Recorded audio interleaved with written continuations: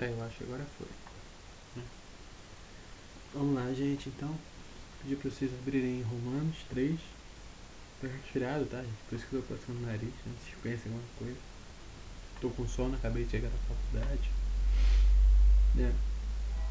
Meu nome é Pedro, eu faço física na UERJ. Sou seguidor de Jesus Cristo. Evangélico, cristão, batista, sei lá.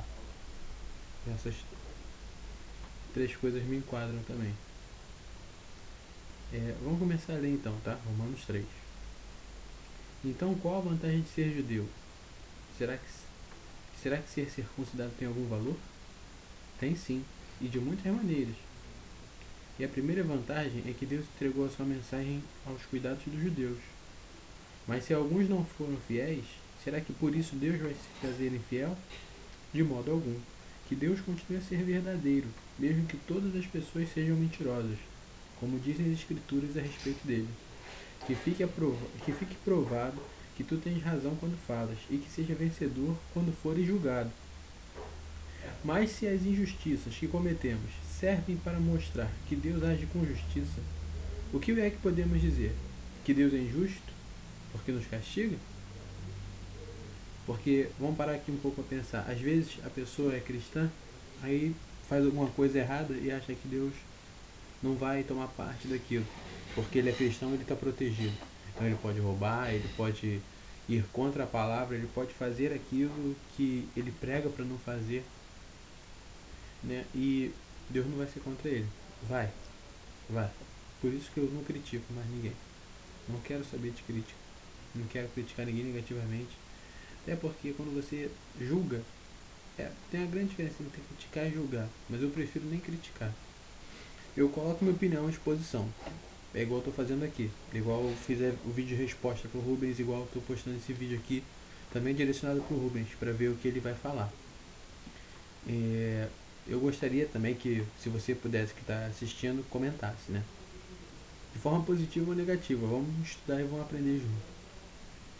Assim, o porquê eu estou postando esse vídeo. Primeiro vamos acabar de ler aqui, né? Como a gente estava lendo.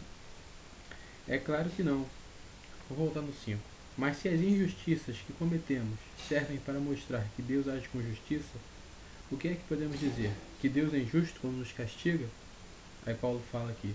Eu falo aqui como as pessoas costumam dizer. 6. É claro que não. Se Deus não fosse justo, como poderia ele julgar o mundo? Mas digamos que a minha mentira faz com que a verdade de Deus fique mais clara, aumentando assim a glória dele. Nesse caso, por que é que devo ainda ser condenado como pecador? Lógico, ele está mentindo. Mas ele não responde isso, ele deixa subentendido. 8. Então por que não dizer, façamos o mal, para que desse mal venha o bem? Na verdade, alguns têm me caluniado dizendo que afirmo isso, porém eles serão condenados.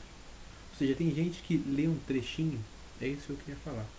Tem gente que lê um trechinho, são duas coisas, né? Na verdade. Tem gente que lê um trecho da Bíblia e não lê o resto, e vê, exemplo, o Rubens falar que a Bíblia mente.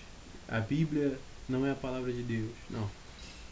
Não tô, sabe, falando que essa expressão é bonita de se usar, mas é a verdade. A Bíblia contém a palavra de Deus. A Bíblia não mente. Não mente. O que mente são alguns personagens dela. Se você pegar lá, o nome do meu cachorro é Sansão, então por isso que eu sei. Pega lá em Juízes, você vai ver que Sansão mente para Dalila. Josué Juízes. Vamos abrir aí, ó. Eu não sei nem se o Rubens postou isso. Se ele postou, desculpa. Tá usando o mesmo exemplo. É porque o nome do meu cachorro é Sansão, aí eu, tipo, a gente colocou esse nome porque Sansão é meio burrinho também. Sansão derrota os filisteus. Capítulo 16. Versículo 4. Depois disso, Sansão se apaixonou por uma mulher chamada Dalila, que morava perto do vale de Sorek, dos inimigos dos judeus. E Sansão era um juiz judeu.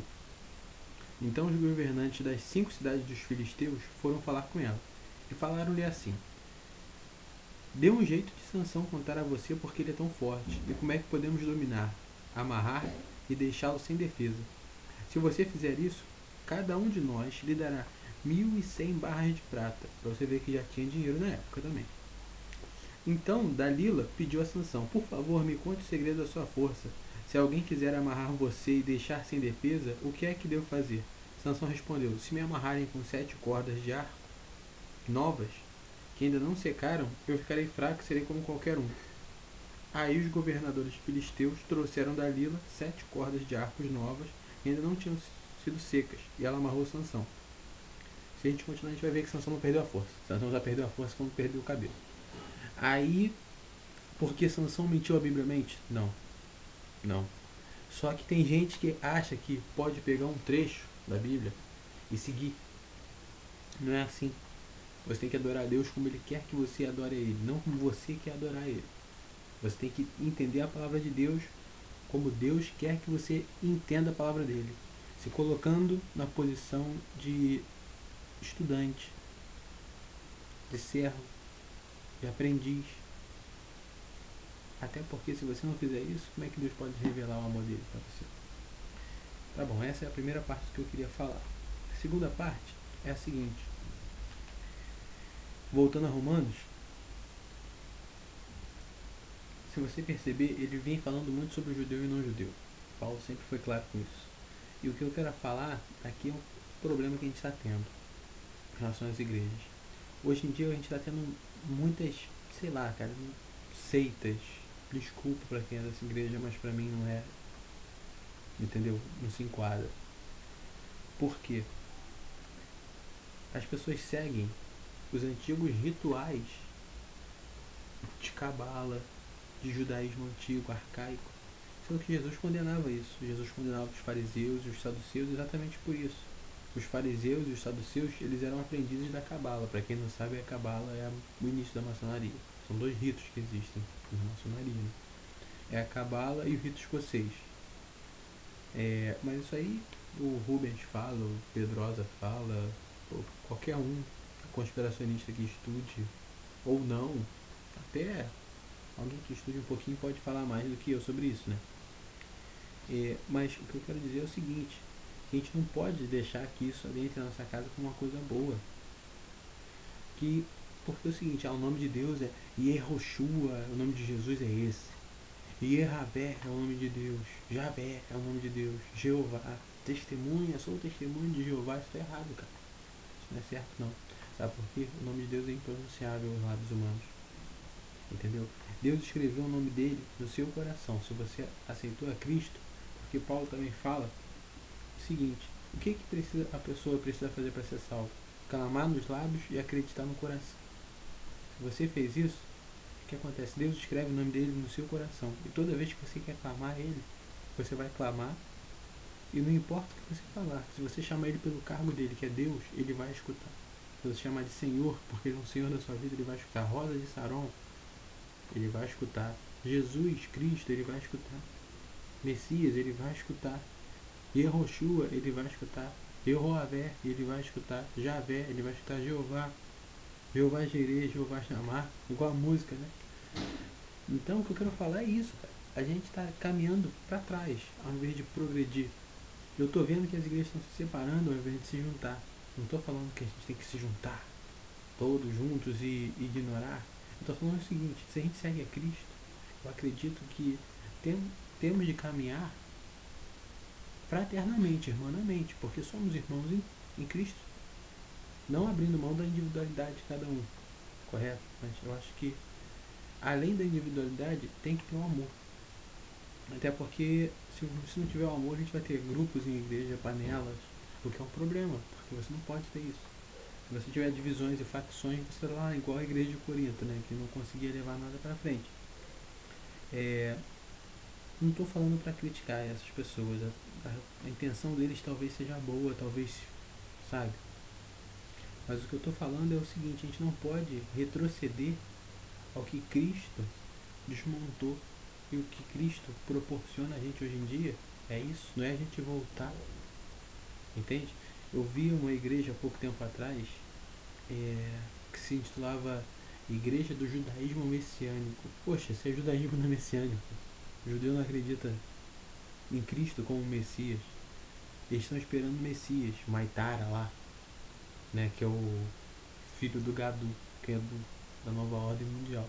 Porque para eles só querem um Messias que seja rico, seja poderoso, seja forte. Eles não queriam um carpinteiro. Sendo que o carpinteiro é que mudou o mundo, é que dividiu a história. Né? E é o carpinteiro que eu acredito. Se você chamar Jesus de carpinteiro, ele vai escutar e vai atender a sua oração. O que importa é você estar orando no fundo do coração. Por isso que eu estou postando esse vídeo, né? Porque eu vi o Rubens falando que algumas pessoas ficaram falando, não, mas o nome de Jesus não é esse. Tá, cara, o nome de Jesus pode ser Roxu, assim, mas qual é a tua vantagem de falar isso? Nenhuma. Nenhuma. Quando você ora, se você falar isso a Jesus, ou em vez de orar, pedir a Jesus e clamar, o Espírito Santo vai interceder, o Espírito Santo já está fazendo isso ali por você. É até uma dica boa, né? Agradece o Espírito Santo de vez em quando, porque ele intercede por você. Porque se ele não mudar o que você fala, o que você fala é tão sujo que não chega aos ouvidos de Deus. Você pode ser doutorado, mestrado em letras, em várias faculdades que não vai chegar. Né? É só isso, gente. Eu acho que é só isso. Mais uma vez, não estou criticando, só queria que vocês realmente abrissem os olhos, né, com relação a isso. O judaísmo messiânico não existe. O judaísmo não é messiânico. O judaísmo deixou de acreditar em Jesus. Eles seguem a cabala. Então, por favor, não fique imitando. Evita isso. Jesus Cristo veio não só para os judeus. Não são os judeus que são abençoados. É todo aquele que acredita na palavra de Deus. É todo aquele que, não na palavra, mas na promessa que Deus fez a Abraão. Porque somos filhos de Deus a intermédio de Cristo, tendo como pai da fé Abraão. Está entendendo o ciclo? Porque Abraão foi o primeiro homem a buscar a Deus. Antes dele, ninguém tinha buscado a Deus. Não dessa forma, de fé, de confiança. Por isso que ele foi formado e ele é fundado uma grande nação, com qual eu e você somos cidadãos. Tá bom? Cidadãos, sei lá. Eu não sei muito bem, não lembro.